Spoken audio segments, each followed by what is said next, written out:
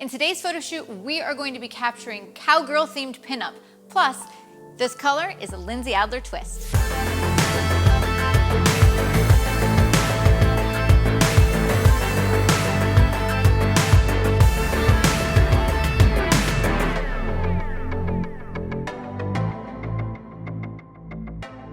Hey everybody, Lindsay Adler here. In today's shoot, we are combining so many different things that I love. We have glitz and glam, we have a beautiful model, we have costume, and the color red. My beautiful subject, Minxie Mamu, is a burlesque performer based in Texas. And I'm sure you could maybe guess that from her outfit embracing all her Texan glory. And so we are going to be capturing a pinup look. Now the idea behind this is I wanted something poppy, playful, and of course, the costume was essential, and this is actually something that she made herself. I photographed Minxie for one of my burlesque intensive workshops. By the way, if you'd like to join me for one of these in the future, be sure to check out the links in the description below. All right, so with that, we're going to start with the background. The background we have here is a Savage Universal primary red. I wanted something playful, poppy, colorful, and something that represented my style. So we're going to begin with that red.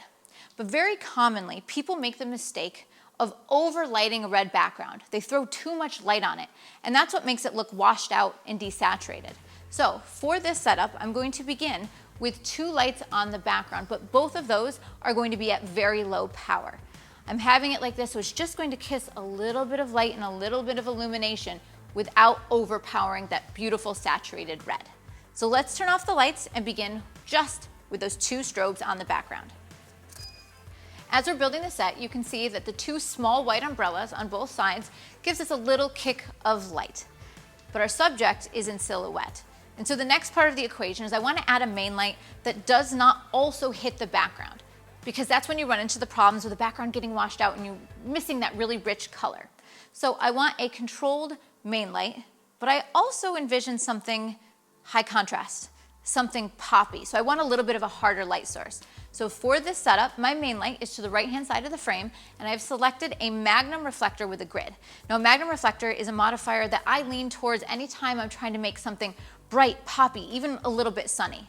The grid on it, however, in this setup is essential because the grid is what's preventing the light from hitting the backdrop. You'll also notice the position of that light. It's further off to the right-hand side of the frame, and the reason we are doing that is because it's going to take the subject's shadow and push it off the frame. If our light was centered, not only would some of the light hit the background, but so would her shadow. So in this case, the modifier choice, the grid, and the position of the light are all very purposeful. So let's see what it looks like adding our main light to the equation. All right, so we're starting to bring a little bit more life into this shot. There's a lot of attention on her face and her torso. It's beautiful poppy light, but I think it's maybe a little bit too shadowy.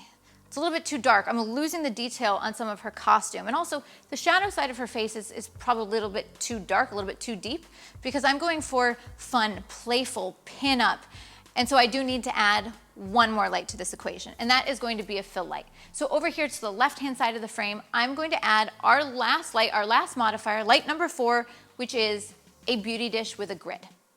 Now again, this modifier choice is very much on purpose because I want to control where that light hits. I really just want to fill in the shadow of the face and her outfit without the light spilling on the background, which is why I've chosen a modifier with a grid. So I'm going to add that to the equation and show you what we're working with. Okay, so I think that is exactly what we were looking for with the light, and I want to add one more piece of creativity to the scene, which is a filter. Now, anytime I see a subject in burlesque outfits or covered in rhinestones, I look for my star filter, because what it does is it takes any reflection, any glitz and glam, any reflections off of those rhinestones, and it gives it a starburst effect. So I'm going to be using a 4-point star filter. It's going to give a 4-point starburst on those rhinestones. As my subject moves throughout the frame, as she's being playful, it'll change where you see the starburst. And so I like it because it gives us a little bit of spontaneity. All right, so let's add the star filter and see what it's adding to our image. So you can see the really dramatic starburst effect on the bust. And by the way, I'm using a 4-point star filter, but you can use a cross screen. That's one I grab often. And there's actually tons of different star filters. I will also use something called a North Star. You should check them out because each one of them has a different starburst effect. All right, before I shoot, let's talk a little bit about my gear. Now, all the strobes here are Profoto D2s and Profoto modifiers, and my camera is the Canon R5 paired with my go-to lens, the Canon RF 24-105. By the way, this is a 77mm thread count, and so I have a 77mm filter.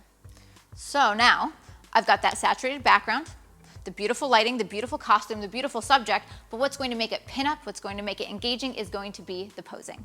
All right, so let's go get the shot. Okay, so can I get something with a hand on the hat and then give me some eye contact to the light?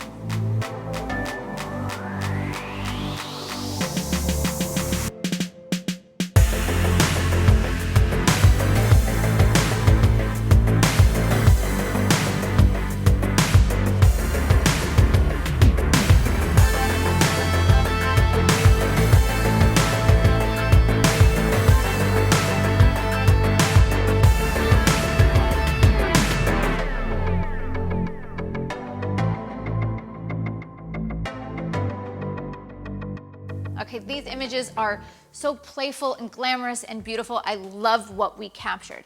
And by the way, you'll see how the starburst effect moved across my subject. A key part of this as well is that our main light is a hard light source. If we used another light source that was perhaps a softbox or even just a beauty dish, you wouldn't see that bright starburst effect. That's part of what the hard light gives us. Plus, that's what gives us that really poppy effect that I think is perfect for this pinup look.